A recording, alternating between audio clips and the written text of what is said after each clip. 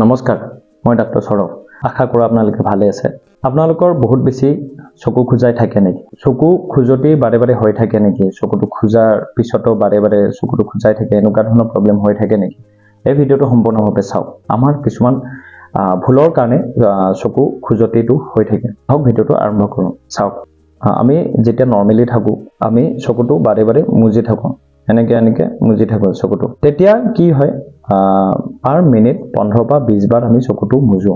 তেতিয়া চকুৰ কৰ্ণিয়া আৰু কনজাংটিভা, যিটো চকুৰ সন্মুখত থাকে, কলা অংশটো কৰ্ণিয়া বুলি কয়, সেইটো চকুৰ পানীৰে ধোৱা যায় চকুটো আমি যেতিয়া মুজো।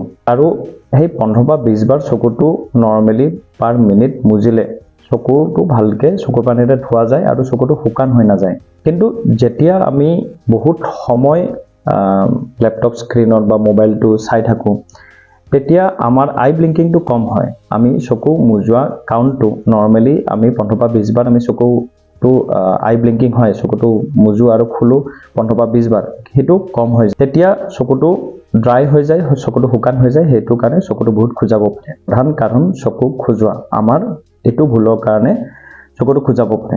দ্বিতীয় কাৰণটো হৈছে, আমি যদি মোবাইলটো বহুত ওচৰৰ পৰা চাওঁ, তেতিয়া চকুত ষ্ট্ৰেছ পৰে। চকুত ষ্ট্ৰেছ পৰাৰ কাৰণে মূৰটো বিষায়, চকু খুজাব পাৰে। যেতিয়া আমি মোবাইল ইউজ কৰোঁ, ল্যাপটপ ইউজ কৰোঁ, তাৰ পৰা এটা ব্লু লাইট বুলি এটা লাইট আহে, সেইটো গৈ পেলাই চকুত এফেক্ট কৰে। সেইটোৰ কাৰণেও চকুটো শুকান হৈ যায়, ড্ৰাই হৈ যায় আৰু চকুত প্ৰভাৱ পৰে, চকুত ষ্ট্ৰেছ পৰে, মূৰ বিষাব পাৰে, সেইটো কাৰণেও চকুটো খুজাব পাৰে।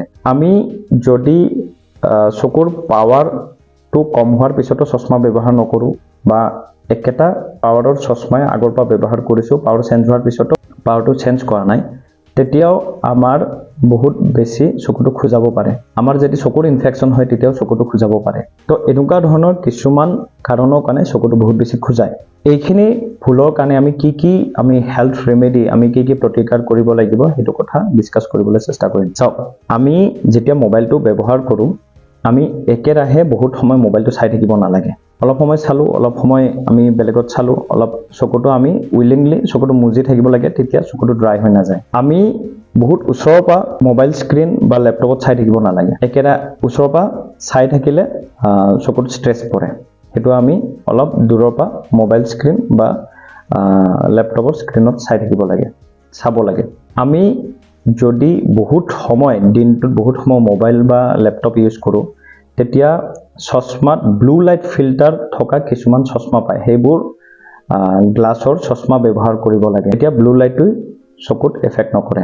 আৰু যদি পাৱাৰ থকা চশমা ব্যৱহাৰ কৰিব লাগে, উপযুক্ত পাৱাৰ থকা চশমাহে ব্যৱহাৰ কৰিব লাগে। যদি আপোনাৰ চকুৰ পাৱাৰ বেলেগ, চশমাৰ পাৱাৰ বেলেগ, তেনেকৈ ব্যৱহাৰ কৰি থাকে, তেতিয়াও চকুটো বহুত বেছি খুজাব। যদি চকুৰ ইনফেকশ্যন হৈছে, উপযুক্ত ট্ৰিটমেণ্ট ল'ব লাগিব।